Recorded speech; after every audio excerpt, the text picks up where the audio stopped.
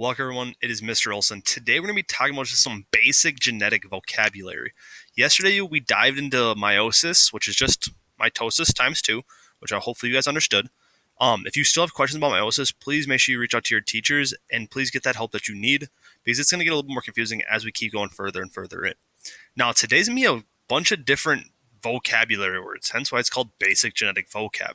These vocab words are important to understand and to know as we head into this Thursday and this Friday and for the rest of this unit. So, first word I want to look at is the term heredity. Heredity means traits received from both parents. Traits are passed on from generation to generation.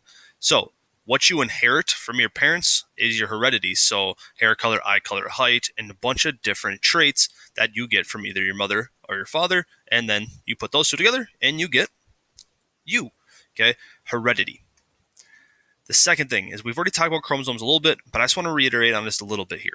So chromosomes are a strain of DNA that is wrapped around proteins called histones. That's nothing new. Humans have 23 pairs of chromosomes, so we have 46 total chromosomes, and chromosomes are a diploid.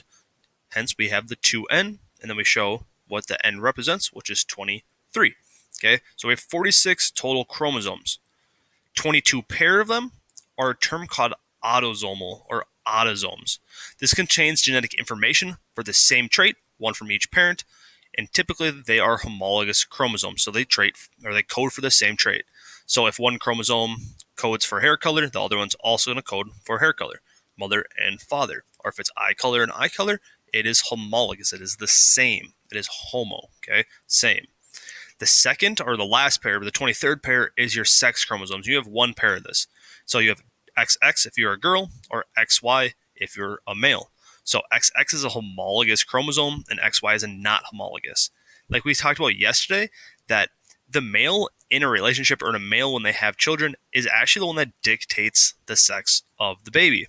Because the woman can only pass on an X and the male can pass on either an X or a Y, this giving them the responsibility to realistically determine what the gender of the child is going to be. Now, this is a karyotype, and we've looked at one of these yesterday. Now, the one yesterday did have a trisomy and did not show both XX and XY, but I want you to notice that we have 22 autosomal pairs, and then our 23rd pair is either going to look like this or like this. So if it's XX, female. If it's XY, male. Now, these are all base paired, so they're just 1, 2, 1, 2. They're all in pairs. If you have a 3, let's say yesterday's karyotype had a 3 on chromosome 21, that is called a trisomy, and that's where we actually had Down syndrome. Now, do you need to know that yet? No, but let's give you a little background. Okay, this is called a karyotype.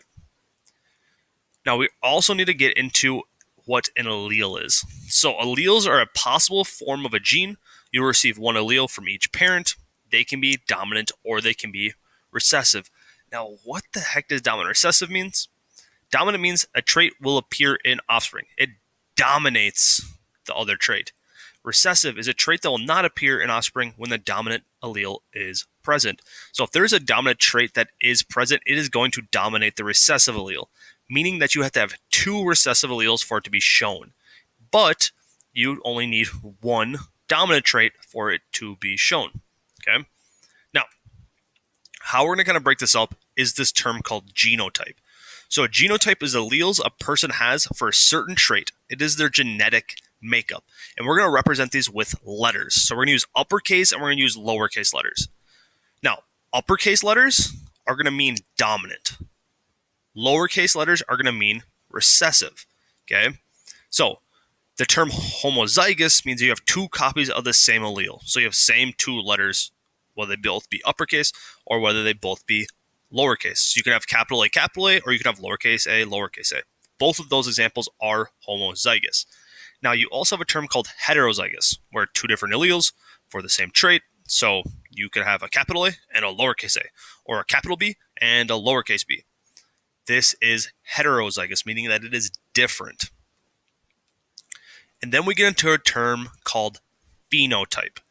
Now, the pH and the pH in physical are both highlighted for a reason.